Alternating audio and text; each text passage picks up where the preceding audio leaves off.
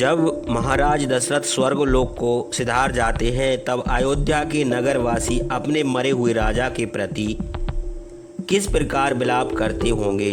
सभी रानियां अपने पति की मृत्यु को देखकर क्या कहकर रोती थीं।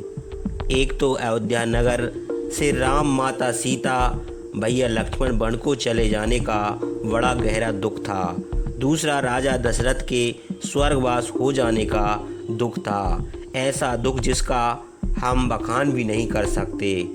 जब माता कौशल्या जानती थी कि राम वन को जावेंगे तो महाराज दशरथ पुत्र वियोग का दुख सहन नहीं कर पाएंगे। इस रहस्य का पता माता कौशल्या को पूर्व में कैसे चला था और महाराज दशरथ की मृत्यु हो जाती है तब माता कौशल्या बार बार सती होने की बात माता कैकेयी से क्यों कहती है। लेकिन माता कौशल्या को महाराज दशरथ की अग्निदाह संस्कार में सती क्यों नहीं होने दिया गया। जब स्वयं माता कैकेयी को इन सभी बातों का ज्ञान पूर्व से था तो फिर उन्होंने राम को वन भेजने की हट महाराज दशरथ से क्यों की। राम को 14 वर्ष का वनवास, भरत को राज का वरदान महाराज से क्यों मांगा। वीडियो बड़े रहस्य को खोलेगी तो वीडियो को अंत तक पूरा जरूर देखिए और हमारे चैनल को सब्सक्राइब भी कर दीजिए। जब से रामचंद्र वन को गए थे तभी से वे प्रिय पुत्र के शोक में बड़े दुखी थे। आधी रात के समय कौशल्या और सुमित्रा से इस प्रकार कहकर दुख से पीड़ित होकर उन्होंने प्राण त्याग दिया। रात बीतने पर दूसरे दिन प्रातःकाल स्तुति पाठ करने वाले बंदीगण राजभवन में आए।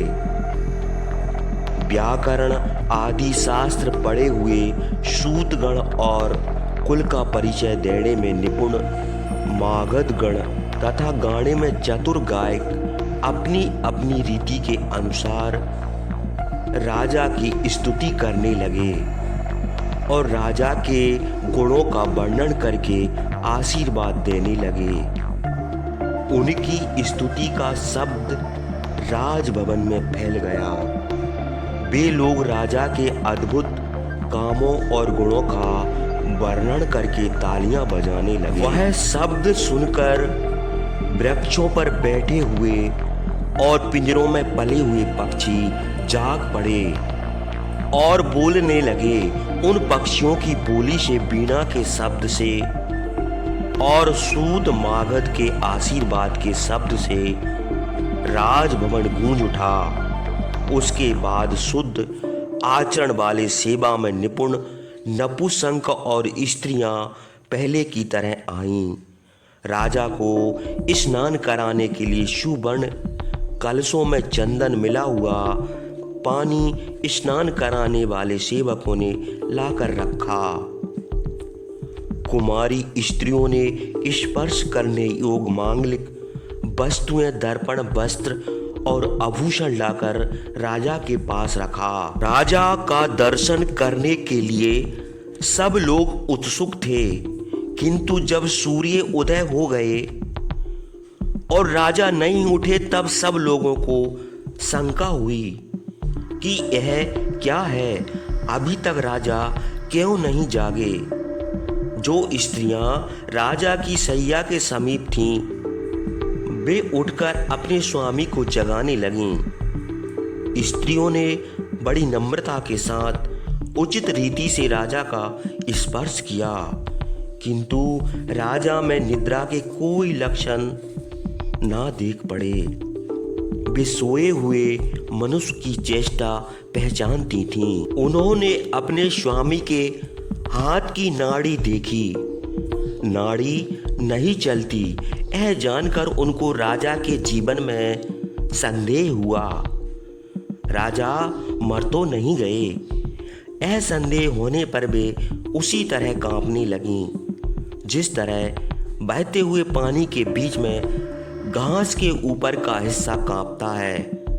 अच्छी तरह परीक्षा करने पर उनका संदेह सत्य निकला और निश्चय हो गया कि राजा की मृत्यु हो गई। कौशल्या और सुमित्रा को शोक के मारे रात भर नींद नहीं आई थी।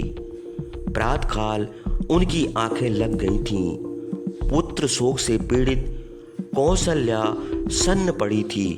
उनकी शोभा नष्ट हो गई थी। वे अंधकार से ढकी हुई तारा के समान प्रवाहहीन हो गई थीं। उस समय राजा दशरथ के समान ही कौशल्या और सुमित्रा की भी दशा मुर्दा की सी हो गई थी। शोक के मारे उनका मुंह आंसुओं से भींगा हुआ था। राजा की मृत्यु जानकर तथा कौशल्या और सुमित्रा की यह दशा देखकर अंतःपुर की अन्य स्त्रियां भी मृतक के समान हो गईं। उनके रोने का शब्द सुनकर कौशल्या और सुमित्रा भी सहसा जाग पड़ी। कौशल्या और सुमित्रा राजा को देखकर उनका स्पर्श करके हा स्वामी कहकर दुख के मारे पृथ्वी पर गिर पड़ी। आकाश से गिरी हुई तारा के समान कौशल्या की शोभा नष्ट हो गई। कैकई आदि सब रानियां शोक से व्याकुल होकर रोते रोते बेहोश होकर पृथ्वी पर गिर पड़ी।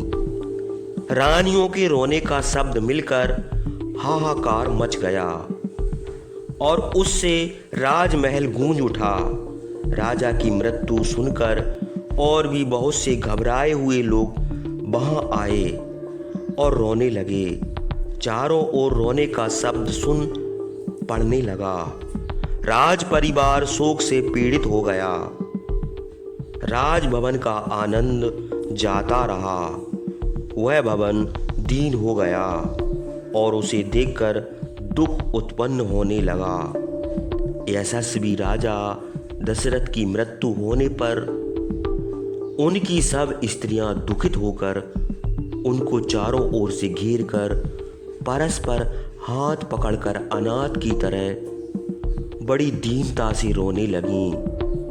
राजा दशरथ को बुझे हुए अग्नि के समान, जलहीन समुद्र के समान, तेजहीन सूर्य के समान मरे हुए देखकर रोती हुई कौशल्या शोक से व्याकुल होकर राजा का सिर अपनी गोद में रखकर कैकई से कहने लगी, दुष्टा निठुर कैकई, अब तेरा मनोरथ सफल हुआ।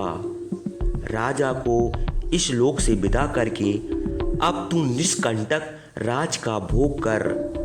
राम मुझे छोड़कर वन को चले गए और मेरे स्वामी स्वर्ग लोक को सिधारे। मैं दुर्गम मार्ग से असहाय पथिक के समान हो गई हूँ, इसलिए मैं जीवित रहना नहीं चाहती हूँ।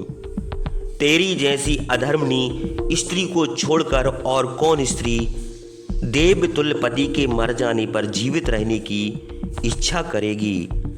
जिस प्रकार लोभी मनुष्य दोषों का विचार न करके अभक्ष्य भोजन कर लेता है, उसी प्रकार मंत्रा के कहने से कैकई ने रघुकुल का विनाश कर दिया। महाराज दशरथ ने कैकई के कहने से रामचंद्र और सीता को घर से निकाल दिया है। यह सुनकर राजा जनक भी मेरे ही समान दुखी होंगे। राजा दशरथ स्वर्गलोक को चले गए और मैं विधवा हो गई। कमल नयन धार्मिक रामचंद्र को इसका पता भी ना होगा। हाय जनक नंदिनी तपस्विनी सीता, जो दुख सहने योग नहीं है, वन में अनेक प्रकार के दुख उठाकर घबराती होंगी। घोर शब्द करने वाले पशु पक्षियों का शब्द सुनकर डर के मारे रामचंद्र से लिपट जाती होंगी। विधेयराज जनक एक तो बूढ़े हैं, दूसरे उनके बहुत संतानें भी नहीं हैं। वे सीता के विषय में चिंता करते करते शोक से व्यतीत होकर प्राण त्याग देंगे। जो हो मैं आज ही प्राण त्याग दूंगी। मैं पतिव्रता हूँ, पति का मृत शरीर लेकर अग्नि में प्रवेश करूंगी। कौशल्या को राजा दशरथ के मृत शरीर का आलिंगन करके बड़े दुख से इस प्रकार विलाप और संताप करते देखकर मंत्री उनको वहां से हटा ले गए।